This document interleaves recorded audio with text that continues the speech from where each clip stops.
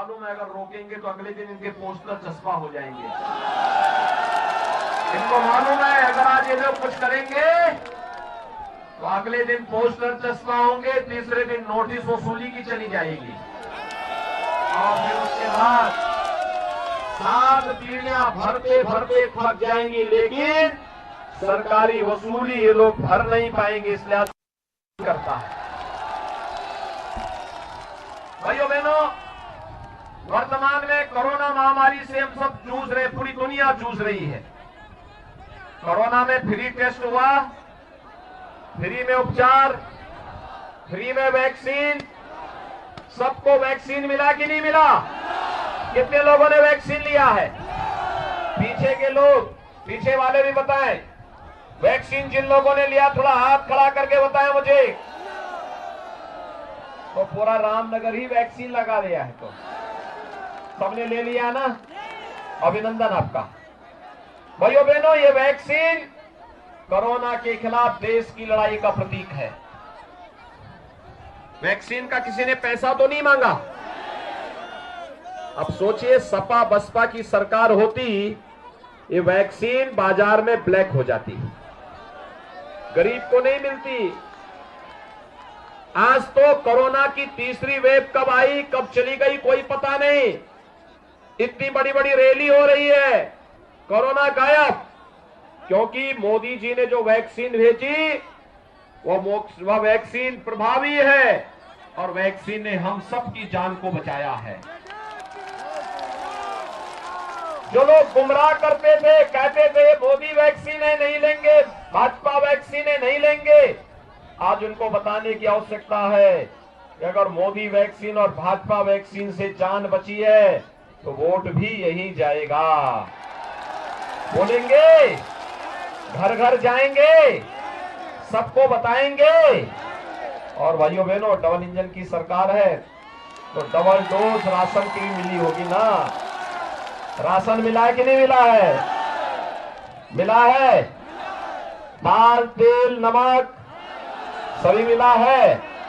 अच्छा, मुझे एक बात बताओ, 2017 के पहले भी ये मिलता था क्या? तो ये बबुआ क्यों कहते हैं कि हम भी देते थे?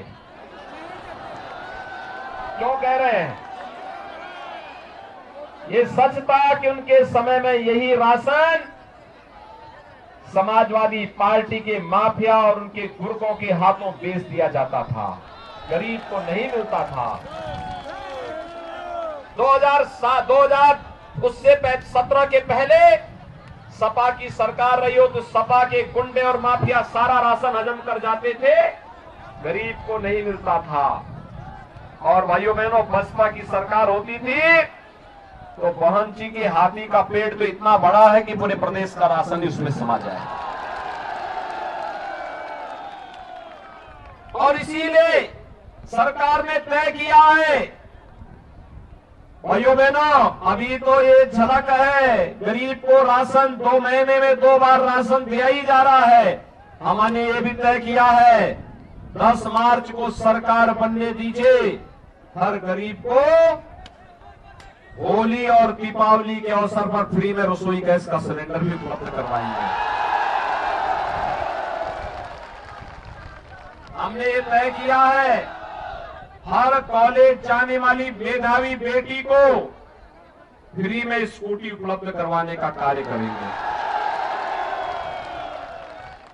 कन्या सुमंगला योजना में बेटी को जो 15,000 रुपए मिल रहे हैं, इसकी राशि को 25,000 करेंगे।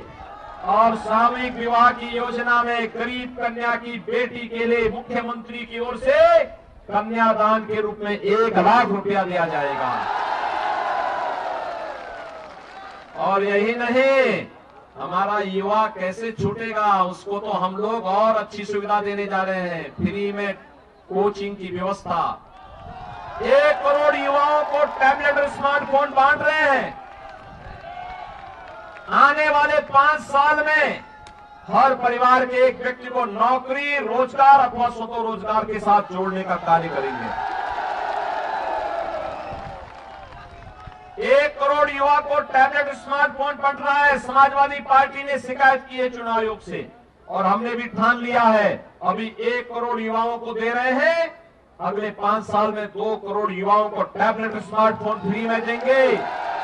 और ऑनलाइन एजुकेशन, ऑनलाइन एग्जामिनेशन या कंपटीशन की तैयारी के लिए जितना खर्चा आएगा उस खर्चे को भी सरकार वहन करेगी, किसी अभिभावक के ऊपर खर्चा भी नहीं आने देंगे।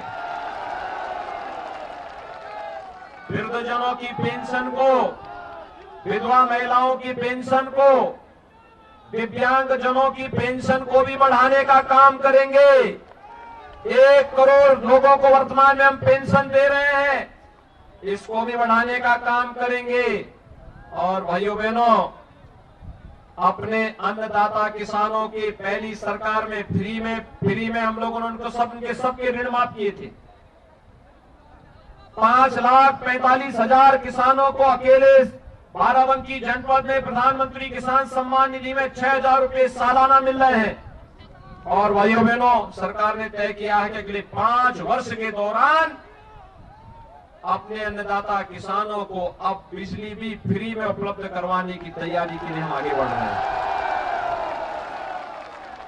आपको मजबूत सरकार चाहिए या मजबूर सरकार चाहिए?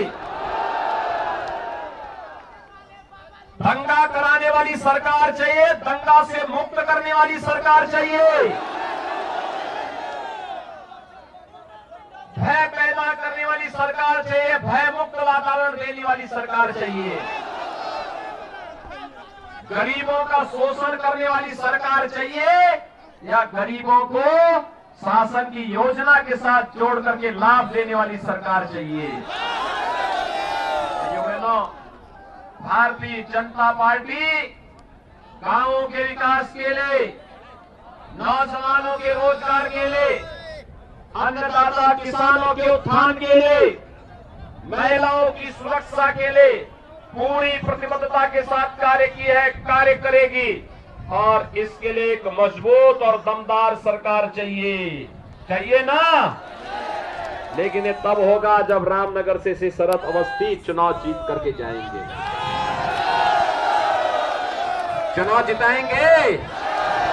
अगर आप अपना वायदा पूरा करेंगे तो मैं भी बताऊं कि कौन सा वादा भी और बाकी है। सपा के लोग परेशान हैं, वे मुझसे बहस करते हैं, कहते हैं कि आपने कौन काम करवाया है। मैंने कहा भी देखो, एक्सप्रेस हाईवे बनाए हैं हम लोगों ने, एक्सप्रेस हाईवे बनाए हैं, हाईवे बनाए हैं, रेलवे बनाए हैं, मेडिकल कॉलेज बनाए हैं, पॉलिटेक्निक, डिग्री कॉलेज सब बनाए हैं।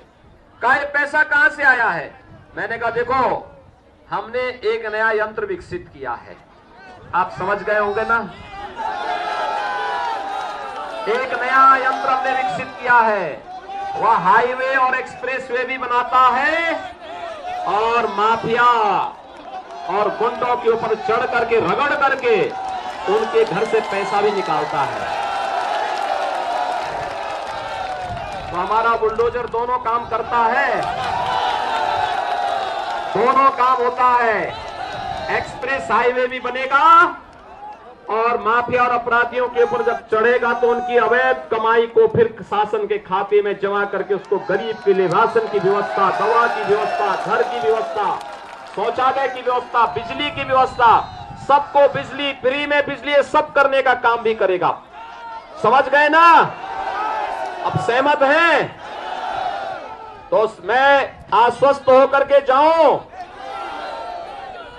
बाराबंकी जनपद की 6 की 6 सीट भारतीय जनता पार्टी जीतेगी। शरद अवस्थी भारी वोटों से जीतेंगे, पिछली बार से ज्यादा वोटों से।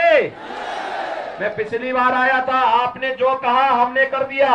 बुड़बल की चीनी मिल, हम यहाँ नया चीनी मिल लगाने जा रहे हैं, पैसा स्वीकृत कर दिए हैं, टेंडर की प्रक्रिया प्रारंभ हो चुकी है। शरद अवस्थी जीतेंगे। अगले 1 साल के अंदर एक चीनी मिल का एक्सपेंशन करके नई चीनी मिल बना करके देंगे आप लोगों को। तैयार है ना? तो मैं आश्वस्त होकर के जाऊं, हमने जो कहा था हमने किया।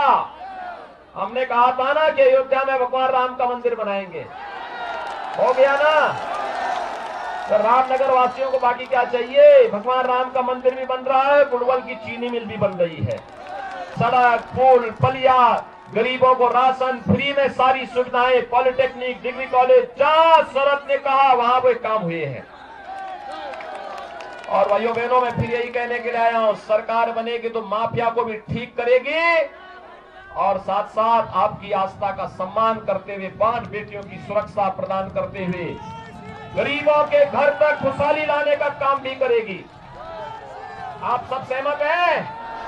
तो मेरे साथ दोनों हाथ उठा करके बोलेंगे, दोनों हाथ उठा करके, जहां तक मेरी आवाज जा रही है, ये छतों के ऊपर जो लोग बैठे हुए ये लोग भी दोनों हाथ उठा करके बोलेंगे, भारत माता की, भारत माता की, भारत माता की।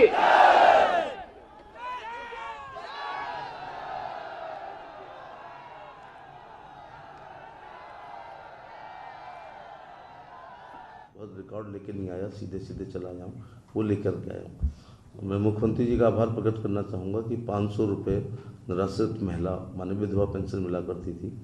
एक दिन उन्होंने शायद अभी आचार संहिता से कुछ दिन पहले बटन दबाया, वो 500 रुपये की जगह 1000 हो गई है। दिव्यांग में इसको दुगनी इनकम कहते हैं, दिव्यांग की भी और वृद्धावस्था पेंशन भी दुगनी हो गई। एक बात बहुत पहली बात है, ये देश बहुत बड़ा है, कश्मीर से लेकर कन्याकुमारी और कच्छ से लेकर कामरूप तक है।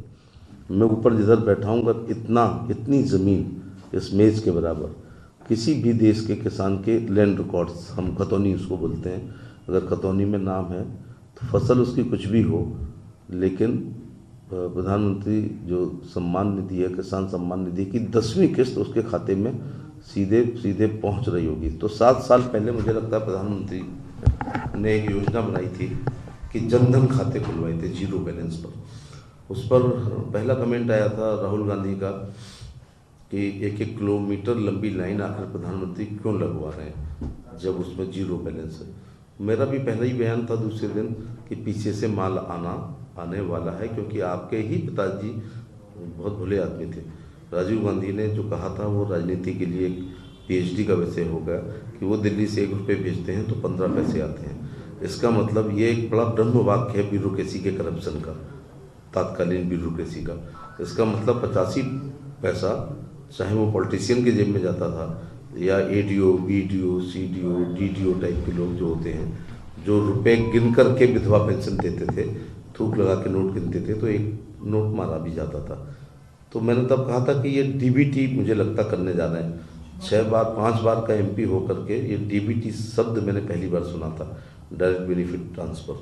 तो वो हुआ साहब, अब 1000 सीधे जा रहा है, विधवा पेंशन, विकलांग पेंशन, वृद्धावस्था पेंशन, किसानों की सब्सिडीज़, फर्टिलाइज़र की सब्सिडीज़ या गैस की सब्सिडी, या सबसे बड़ी बात है कि ये जो एक बड़ी योजना है फूलों की खेती, फलों की खेती, पशुपालन, मछली पालन, मुर्गी पालन, organic farming, drip irrigation, sprinkler irrigation, इसकी सारी सब्सिडी जो है DBT जा रही है। इसका मतलब है करप्शन को प्रधानमंत्री ने कम करने का प्रयास किया।